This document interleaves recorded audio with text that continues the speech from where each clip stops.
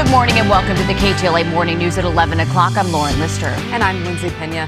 Breaking news, the LA County District Attorney has just announced first-degree murder charges against singer David. The pop and R&B artist was arrested on suspicion of murder last week in the death of a 14-year-old girl. KTLA's Chris Wolf is live in downtown LA with those breaking details. Hi, Chris. Yeah, absolutely. Hello, Lauren and Lindsay. We did just hear from LA County District Attorney Nathan Hochman, also LAPD Police Chief Jim McDonnell, about this high-profile murder case involving a singer and a decomposed body. David, full name David Anthony Burke, is now charged with first-degree murder with special circumstances, lewd and lascivious acts with someone under 14, and mutilating a corpse. Some crimes don't begin with violence. They begin with attention, a message, a reply, a connection that should never have been allowed to grow. And in this case, prosecutors say that connection eventually ended in death. But what makes this story unsettling is not just what allegedly happened, it's what came after. Because according to investigators, this wasn't chaos. It was order, planning, and preparation. Before we continue, if you're drawn to real crime stories like this, where every detail matters and the truth is still unfolding, make sure you hit subscribe and turn on notifications. Because some stories don't just need to be told, they need to be understood. Now, let's continue. A body bag, chainsaws, and a disappearance that was allegedly designed before anyone even realized she was gone. This is the case of Celeste Rivas Hernandez, and the man accused at the center of it all, David Anthony Burke. Celeste Rivas Hernandez was just 14 years old, a teenager with her whole life ahead of her.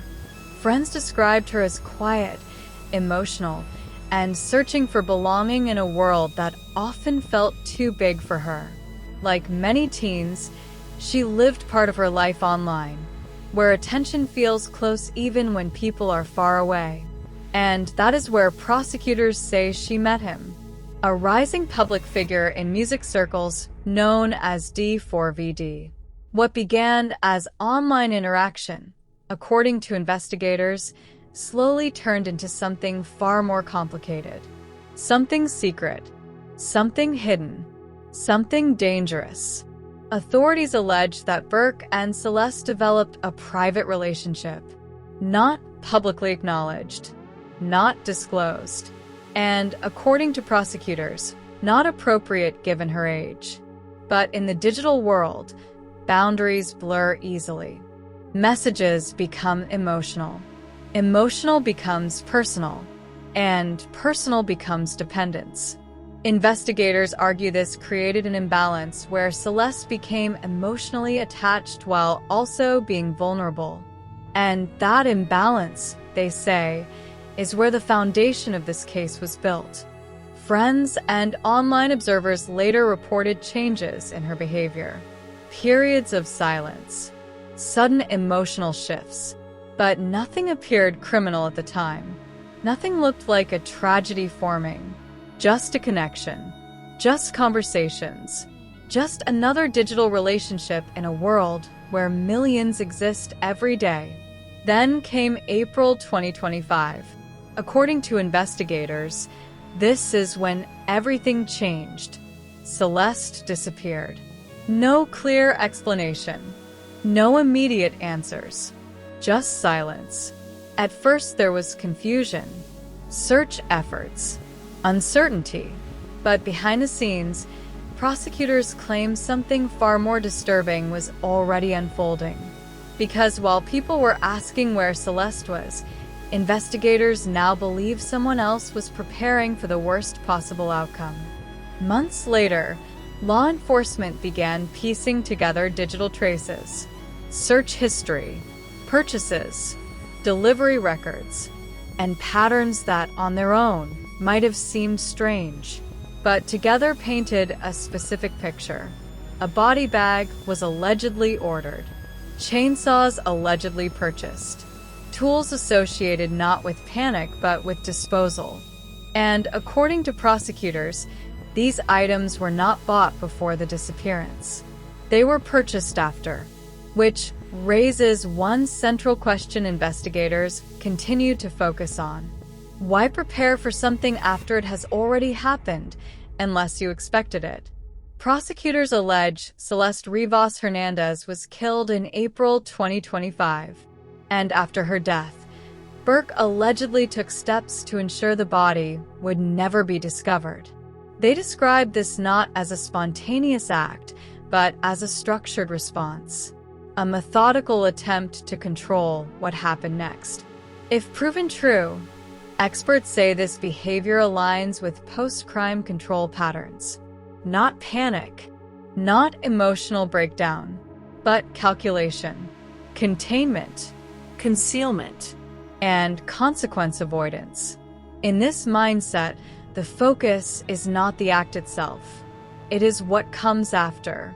Being caught becomes the only problem left to solve. And every action is designed around that fear. But the most disturbing part of this case is not just what investigators say was done. It is how quickly it allegedly escalated from relationship to disappearance to preparation to destruction. And still, one question remains unanswered. When did the shift happen? From person to target? Because sometimes the evidence doesn't appear after the crime. Sometimes it was already there, waiting. The timeline becomes everything in cases like this.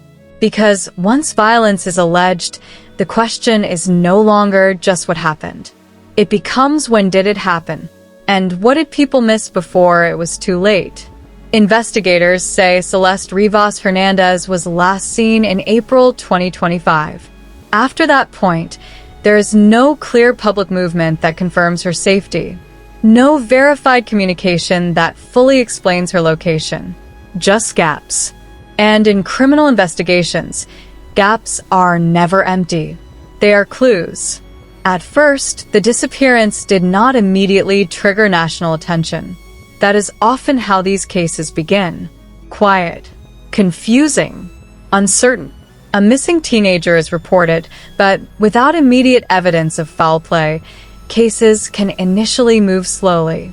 Investigators must determine whether it is voluntary disappearance, miscommunication, or something more serious. But behind the scenes, they say early signs began to form patterns that would later become critical. Digital activity is often the first voice in a silent case.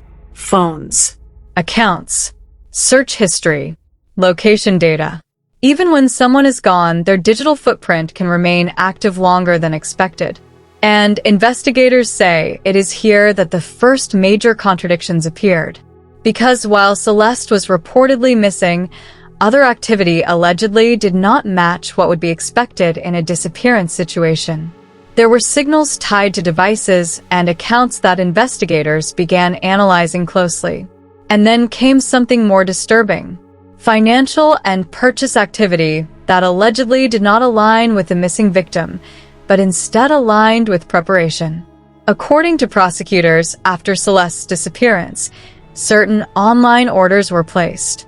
Not just ordinary items, but specific tools. A body bag, heavy-duty cutting tools, and equipment that investigators say is typically associated with body disposal or concealment efforts. What made this especially significant was timing, because these purchases were allegedly made after Celeste was already missing, not before, which created a contradiction investigators could not ignore. If someone is missing, why would someone connected to them begin acquiring tools associated with concealment, unless they already knew something had happened? At this stage of the investigation, authorities began shifting focus. No longer was it only about finding a missing teenager. It became about reconstructing a timeline of potential events before and after disappearance. Every transaction became a timestamp. Every delivery record became a potential link in a chain. And every gap in communication became a critical question. Investigators also began examining the nature of the relationship between Celeste and Burke. Not just that it allegedly existed, but how it functioned. Digital relationships, especially those involving age differences, often follow a pattern: initial contact, increased communication, emotional dependency, isolation from outside voices, and secrecy. Secrecy becomes a stabilizing force for control, because what is hidden cannot be questioned by others, and what is not questioned can escalate unnoticed. Prosecutors allege that Celeste may have been drawn into a dynamic where emotional attachment grew stronger over time. And in such situations, investigators often look for shifts in control. Who initiates conversations? Who sets boundaries? Who pulls away? Who escalates? Because those patterns can reveal imbalance long before any physical crime occurs. Then, suddenly, everything stops. One side of the conversation goes silent. Messages cease. Activity drops. And the silence becomes the first real alarm. But silence alone is never enough for immediate action. Authorities need confirmation. And confirmation takes time. Time that, in missing person cases, is often critical. As days passed, concern began to grow. But publicly, there was still no confirmed narrative explaining what had happened. Only speculation. Only uncertainty. Only fragments of information spreading across communities and online spaces. And that uncertainty allowed theories to form. But investigators were focused on something more concrete: evidence. Because while public attention was still building, investigators say they were already tracing digital breadcrumbs that pointed in a very specific direction.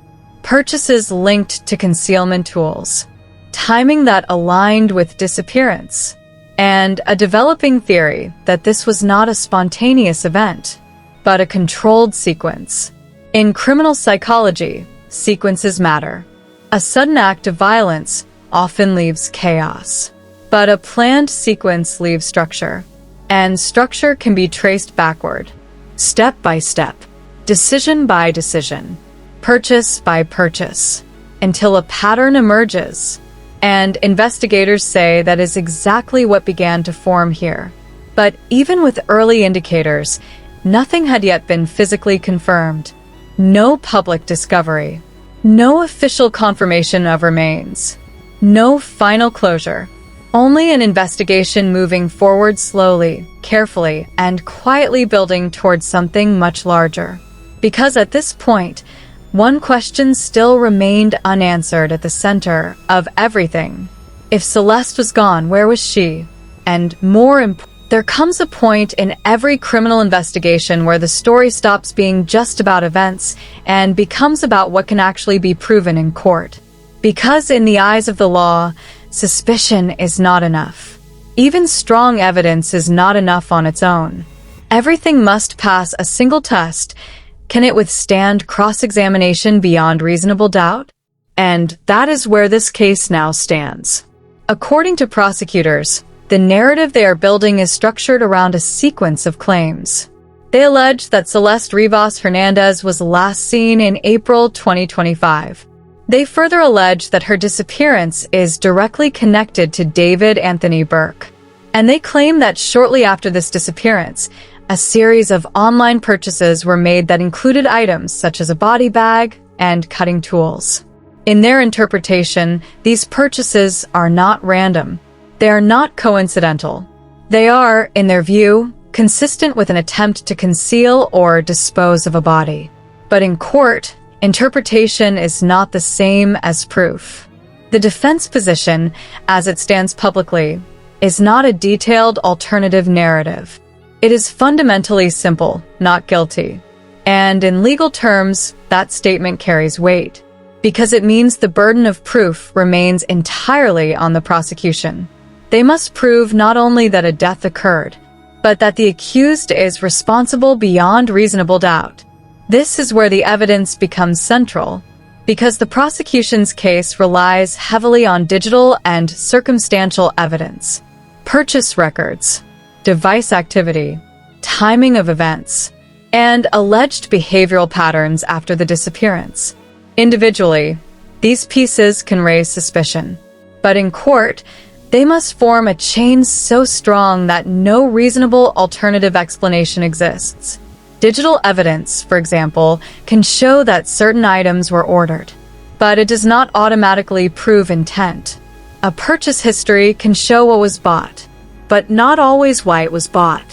This distinction is critical in criminal law, because intent is often the hardest element to prove.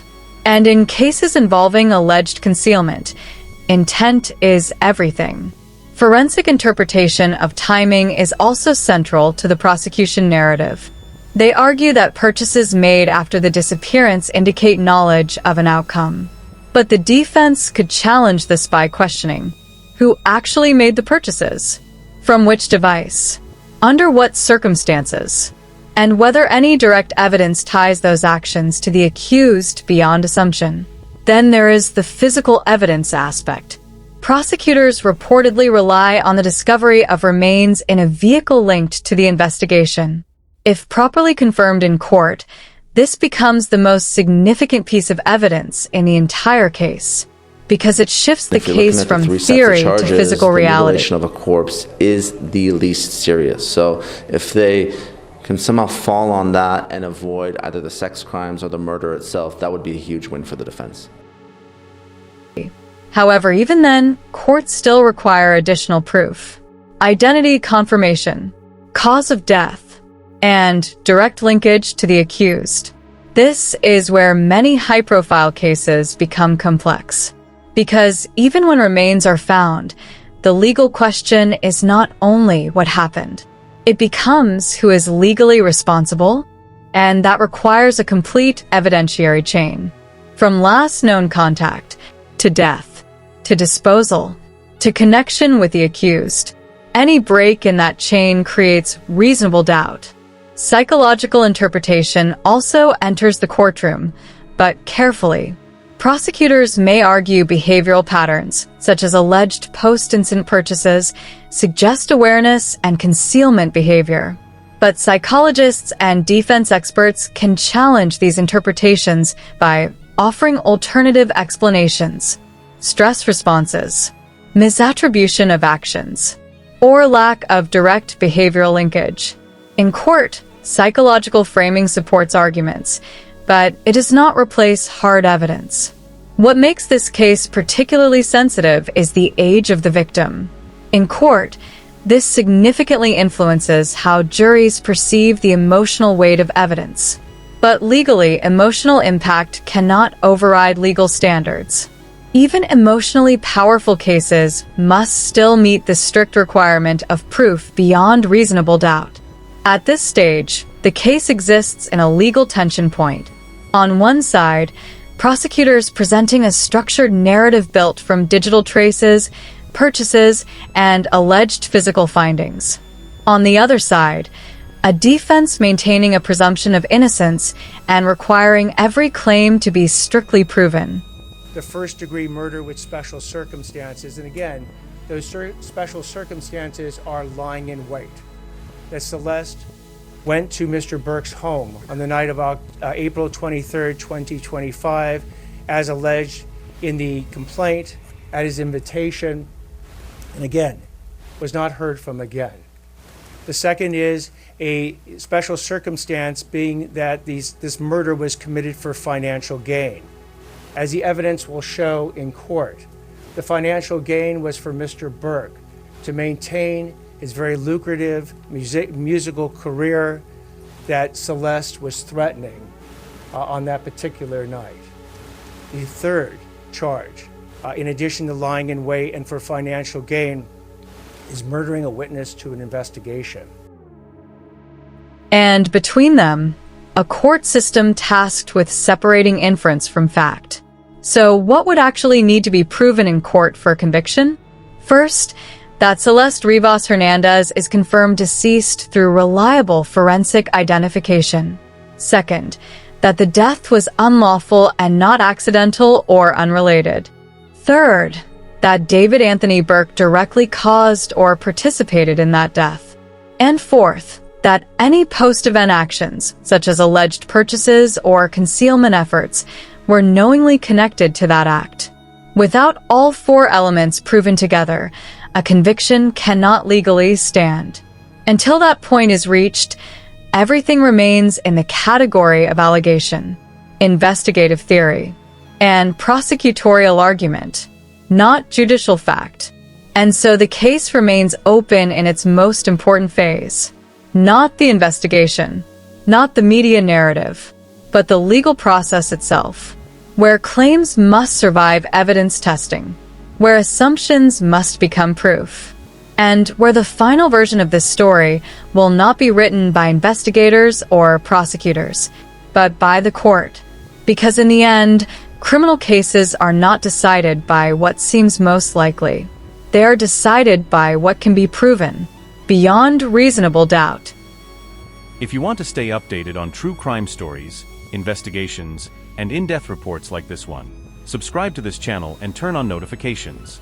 Every story matters, and by subscribing, you help us continue to bring the truth to light.